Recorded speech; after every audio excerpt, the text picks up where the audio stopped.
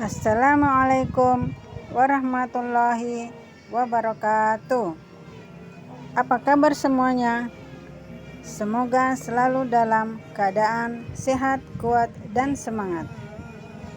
Hari ini kita akan belajar pendidikan agama Islam materi Al-Khulafaur Rasyidin, penerus perjuangan Nabi Muhammad SAW.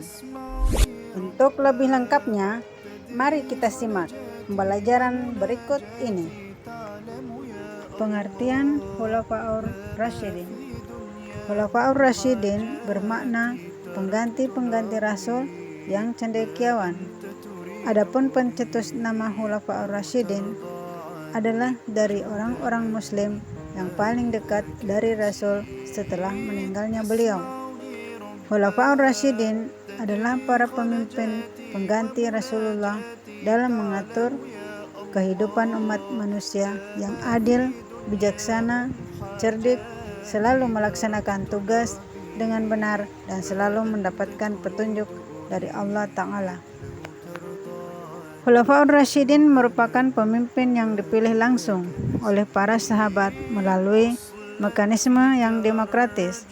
Siapa yang terpilih, maka sahabat yang lain memberikan baiat sumpah setia pada calon yang terpilih tersebut. Ada dua cara dalam pemilihan khalifah, yaitu secara musyawarah oleh para sahabat Nabi berdasarkan atas petunjuk khalifah sebelumnya. Tugas Khulafaur Rasyidin. Tugas Khulafaur Rasyidin sebagai kepala negara adalah mengatur kehidupan rakyatnya agar tercipta kehidupan yang damai, adil, makmur, aman, dan sentosa. Tugas yang kedua, sebagai pemimpin agama, Khulafaur Rasyidin bertugas mengatur hal-hal yang berhubungan dengan masalah keagamaan. Bila terjadi perselisihan pendapat, maka khalifah yang berhak mengambil keputusan. Meskipun demikian, Khulafaur Rasyidin dalam melaksanakan tugasnya selalu mengutamakan musyawarah bersama, sehingga setiap kebijakan yang diambil tidak bertentangan dengan kaum muslimin. Selanjutnya, tugas yang ketiga adalah melanjutkan dakwah dan ajaran Rasulullah SAW. Tugas yang keempat, membina, mengatur, dan mengarahkan umat Islam sesuai dengan Al-Quran dan Sunnah. Dan yang kelima, melanjutkan pemerintahan yang telah dibangun Rasulullah SAW. Tugas yang keenam, memerangi kaum murtad yang merusak ajaran agama. Kelompok lain yang diperangi adalah orang-orang murtad, orang-orang yang tidak mau membayar zakat, hingga para nabi palsu. Yang ketujuh, memperluas wilayah kekuasaan Islam. Dan yang terakhir adalah mengembangkan ajaran Islam kepada yang sebelum mengenalnya.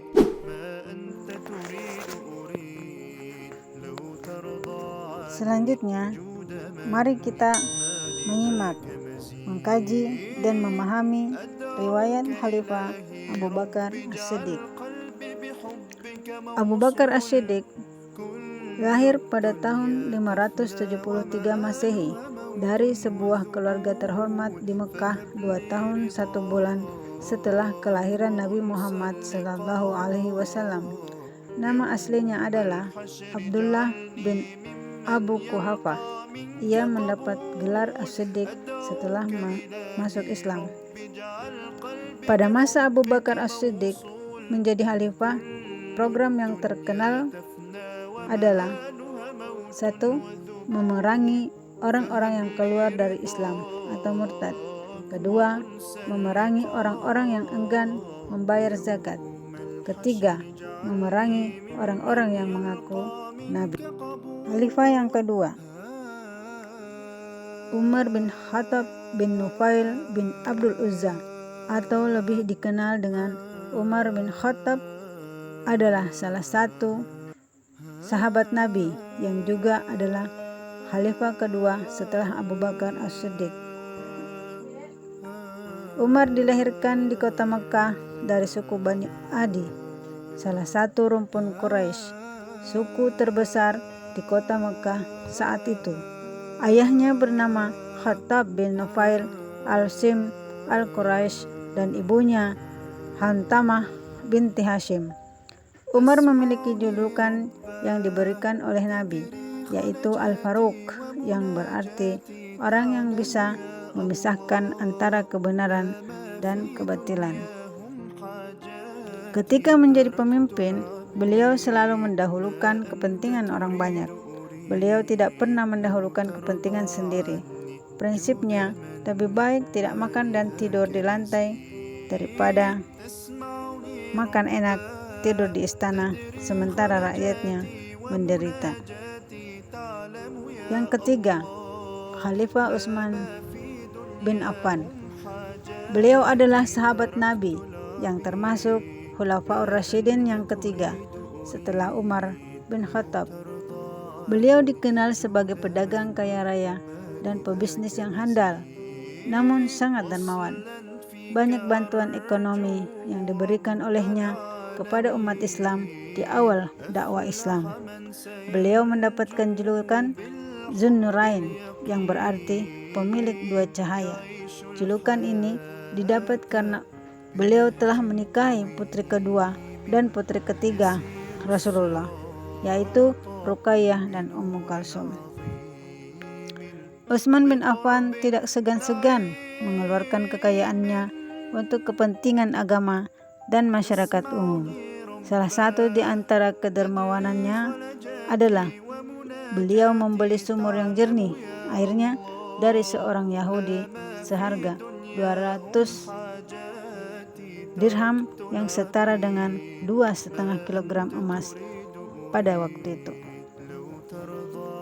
Khalifah yang keempat, yaitu Khalifah Ali bin Abi Thalib, mempunyai nama asli Haidar yang berarti singa.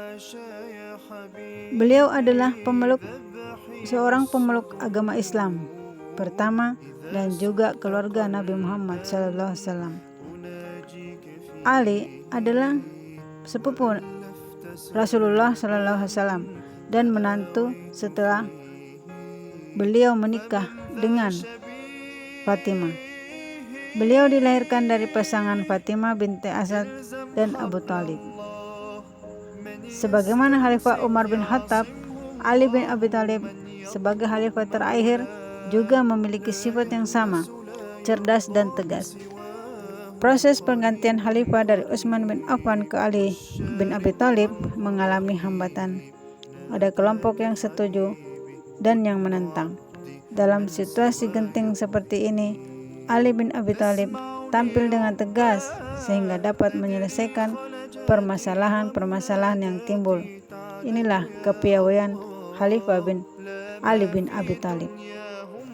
Sebelum materi ini berakhir, hikmah apa saja yang bisa kita petik dari Khulafaur Rasyidin sebagai penerus perjuangan Nabi Muhammad SAW?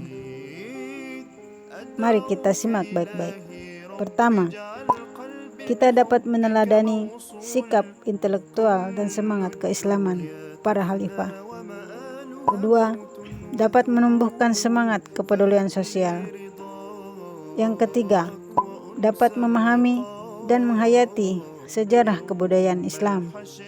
Dan yang keempat, dapat dijadikan pandangan hidup dalam kegiatan sehari-hari. Demikian pembelajaran kita kali ini. Semoga bermanfaat.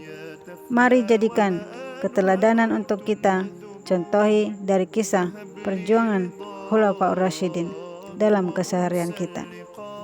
Assalamualaikum warahmatullahi wabarakatuh.